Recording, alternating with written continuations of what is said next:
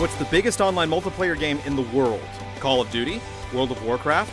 With a community of over 32 million active players every month, League of Legends is the most played competitive online video game in the world. Why is League of Legends such a cultural phenomenon? Follow game trailers in our mini documentary series Shift as we explore the facets of the gaming industry that go beyond the day-to-day news bites and shift focus into the hearts of the stories that shape your favorite pastime.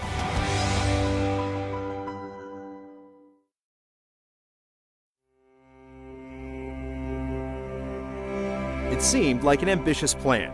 Riot Games would host their League of Legends World Finals at the Galen Center in Los Angeles, attempting to fill a 10,000-seat arena with fans paying over $30 a ticket. 37 bucks. The prize? 2 teams compete for an unprecedented $1 million pot. This isn't the rapid-fire first-person drama of Call of Duty, or the frenetic sci-fi escapism of Halo. League of Legends is a subgenre of real-time strategy games, but there's nothing slow-paced about it.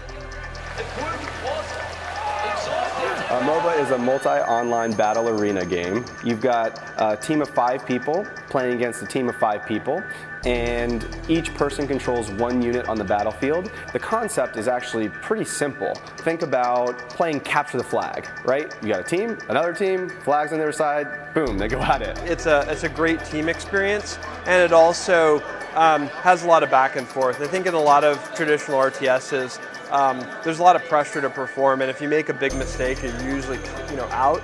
Moment to moment, it's about collecting gold to make your character powerful, whether it's killing people or just farming minions in lane, and over time it's working together to take down objectives. It's just kind of one of those games that the second you play it, you're addicted. You play a game, you're like, oh wow, is it kind of bad, but I want to play again because I want to get better. It's incredibly fun to play with your friends, and it has the same hooks as any traditional sport does. So no matter where you are in sort of the skill curve, there's always a bigger and better challenge that awaits you.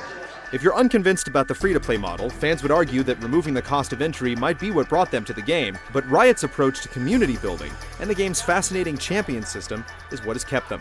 Our approach with the community is first and foremost to listen. We ask ourselves also as players of the game, because we all play the game a bunch, what would we want in this situation? What do we think's fair, not fair, etc.? The core value of Riot Games is to put the player first. I think they take the feedback a lot. I know on the forum of League of Legends, there's a lot of feedback, and I think the Riot community really does take into account what people say. They're constantly looking into, bringing some champions up and some down, and they're always making it a level playing field. Champions are the characters within League of Legends, and what you do when you play League is you basically pick a champion you want to be for that game, and then that champion has a specific skill set and kind of personality and theme and art style that's all specific to it. Some champions are great for bursting people down really quickly and getting out. Other champions can take a lot of damage and hold people in place while your friends come together and take you down. Purchasing champions, along with buying player skins, is a way that Riot generates revenue from its massive community. Fans purchase champion avatars with in-game or real currency, starting at $5. Player skins with unique animations and redubbed voices will cost you anywhere from $5 to $40, which fans cannot wait to collect. League of Legends is something that we view as a game that's going to be around for a long, long time. As a sport, you want your experience to constantly evolve, but you don't want it to be completely redefined. MOBA-style games are big business, and with console games like the upcoming Guardians of Middle-earth and PC hits like Dota 2 getting in on the action, Riot Games has set the precedent and what fans have come to expect. During the semi-finals, flaws in the stage design allowed competitors to view the minimap display behind them, which unfairly revealed player positions.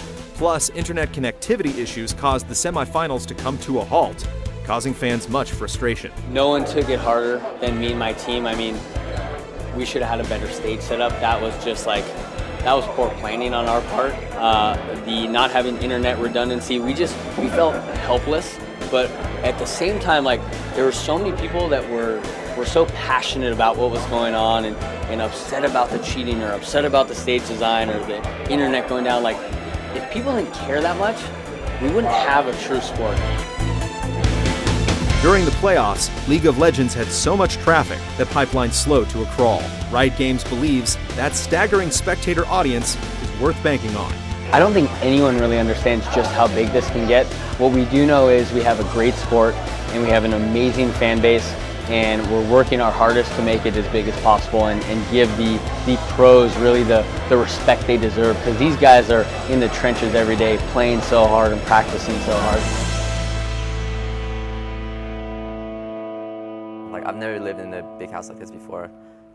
It's a mansion, you know, but yeah, it's just like 8 guys living in the same house. We're all friends, like outside the game, you know, and we gotta keep that chemistry up. But yeah, it's actually pretty stressful at times. Like, sometimes, like, everyone loses, you know, like, not everyone wins. Like, TPA loses a lot, and they also win a lot. But, you know, it's tough times sometimes. It's very stressful. When you lose, you got to go through all the replays and stuff, and someone gets to blame for something, you know. So you have a house, right, and you have 8 guys living in it, and you know, you're going to see some heated times when tensions rise. You're going to see great times when there's victories, when we just beat a #1 seeded team in North America. So there's a lot of ups and downs.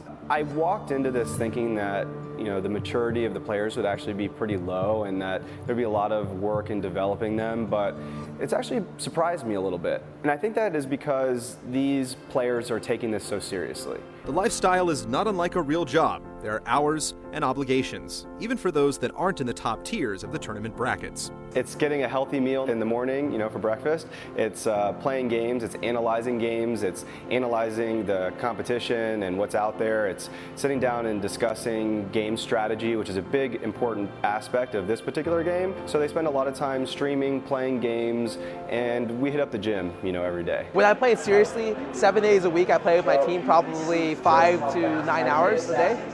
And we take like 1 hour breaks to do lunch, eat like lunch and dinner. And that's literally what I do. We did like 2.5 weeks straight before World Championships. We didn't do that well at this event, which kind of irks me, but our practice schedule is not the reason that we did poorly. Wow, you know, you're living the dream. You get to play video games and be lazy and stuff. But I don't know, it's not really being lazy. Like, we work like probably work more than like your average person does, but it's not really work. So, I mean, we have probably more than a 40-hour work week, but it's doing what we like. League of Legends is big business. How do the athletes support themselves? The answer always comes down to advertising and sponsorships. With any type of sport, you're going to have multiple sources of revenue that you can earn, right? You can win for winning tournaments. You could win the Super Bowl, right? And get some good money. You could get sponsored by an organization like Ford Motors, right? Just in the last couple years, technology has enabled the average consumer to actually watch content through their computer, streamed live, instead of watching it on cable. And so it's on-demand content, and what's happening is that these gamers are playing and they're broadcasting while they're playing, and people are tuning in. Well, as they tune in, there's pre-roll, so the advertising is playing, and they actually earn a share of how many viewers and how many ads play. The players, they can make a pretty good amount of money. I'd say about 150 is average for a pro gamer.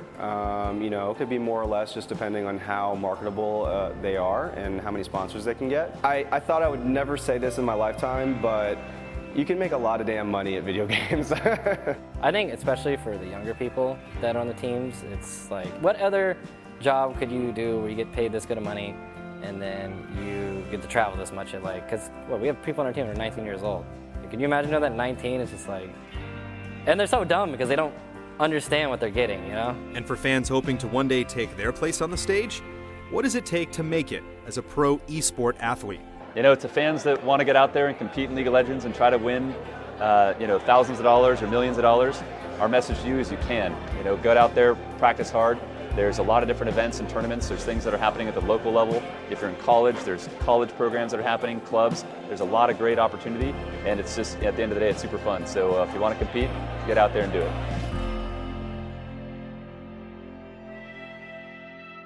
Please welcome to the stage your League of Legends Season 2 World Champions, the Taipei Assassin! It's an incredible ecosystem. Over 8 million fans, beyond the nearly 9,000 in attendance, watch the World Finals streaming over outlets like Twitch TV and YouTube. With 24 million people watching over the course of the World Playoffs, it's easy to call League of Legends a sport, with so many fans that clearly love the game. Football, the rules have changed slightly, but the playing field stays the same. Same with soccer, same with baseball, same with basketball. We feel that this game is going to be around for decades. Not just a single decade, but decades plural. Fans are paying money to see us compete right now. We packed up a 10,000 person stadium to watch video games for like 5 hours. Like, that's insane.